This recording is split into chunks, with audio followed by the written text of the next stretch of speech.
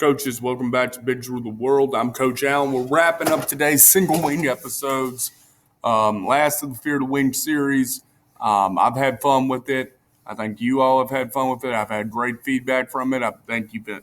I know I've enjoyed learning about the single wing. We're getting ready here in Virginia to start football practice, so I'm gonna dial away from the offenses that we don't necessarily run right now, even though we take elements from the single wing, just like I think a lot of teams do.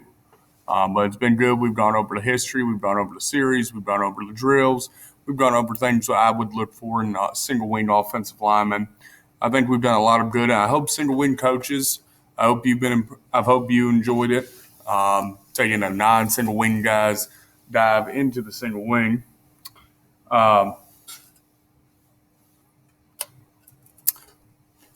Just talking about, elements of single wing guys has been great.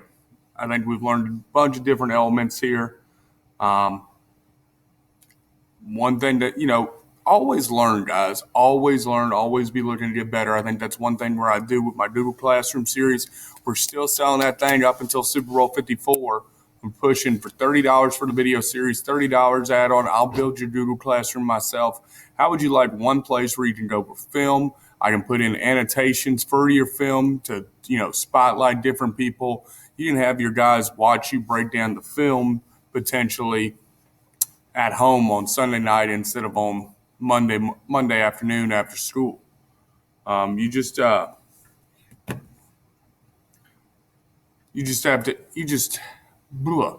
guys.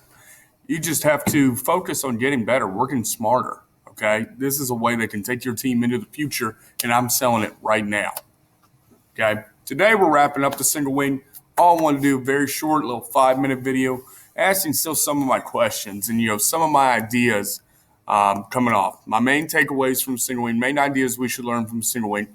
There is no magic play. I think this was a cool thing for me as I got to the end of the series was I tried to find a play that necessarily defined each offense. I think for the wing tee, you can do that with buck sweep, you can do that with belly. I think, I've learned with the single wing, there really is no magic play. You have people who run the buck lateral series. You have people who run the spinner series. You have people who run everything, we're going to power straight ahead, and people who do it differently.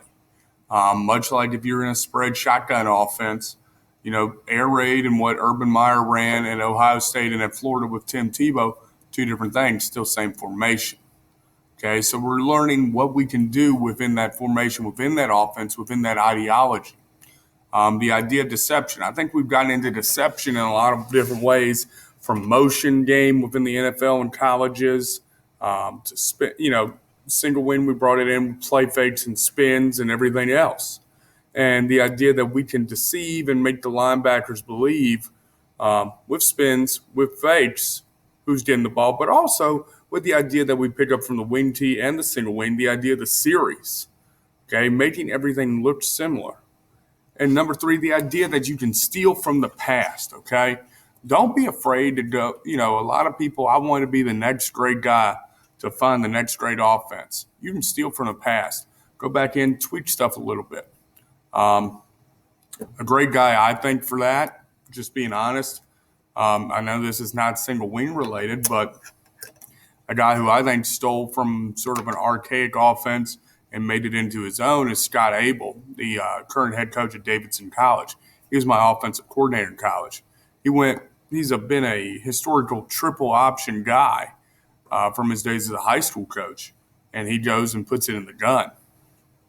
That's crazy. I mean, he started out at high school around here at a place called Liberty Bedford High School as being a Maryland I midline option coach, and now he's running the gun type option stuff at Davidson, racking up yardage. So don't be afraid to steal from the past. I think we did that deal. We can't do stuff with the single wing. We can't. The single wing's an old archaic offense. That's BS, man.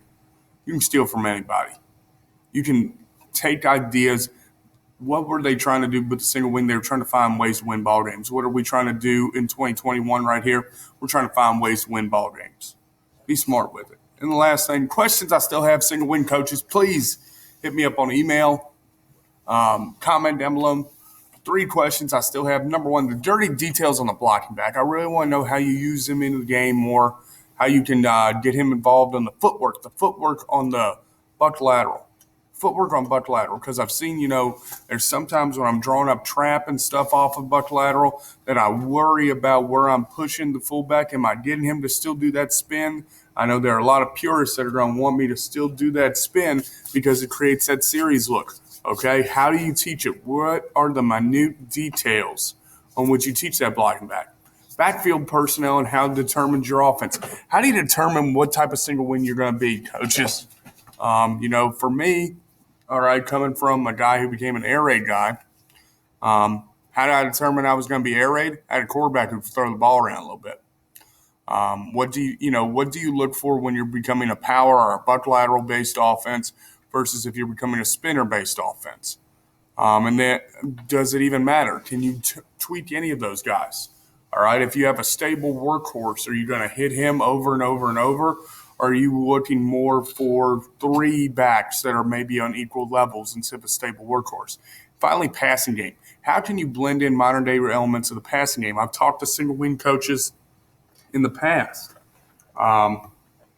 who blend in 4 birds, who blend in the mesh, who blend in that stuff out of the single wing. I want to see more of that. So if you got that, guys, put a link or some video or a comment in the comments below. I'd love to get talking with you. Maybe I can bring you on an episode and we can chat it up and draw some stuff up.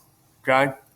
Till next time, coaches, I'm excited. We're getting into our season here. We're still bringing content to you. Our next little series is going to be sort of an off-season type thing. We're going to do a little off-season bridge work on how, guys who are going into their off-season, as the majority of you are, what you can look for, what you can get better on, how you can get better as both a coach, offensive line coach, and how your kids can get better. And then after we do about, a week of episodes on that, then we're getting in and we're studying the film and we're studying what we can learn as offensive line coaches and as just offensive guys from our 4 college football playoff teams and our 4 finalists in the NFL. So this date and time, I'm trying not to date myself. This episode should come out right before the Super Bowl. At this date and time, those 4 college football finalists have already played. We're going to be talking about Notre Dame. We're going to be talking about Clemson. We're going to be talking about Ohio State. We're going to be talking about Alabama. And then our 4 finalists in the NFL, we're going to be talking about the Bills. We're going to be talking about the Chiefs.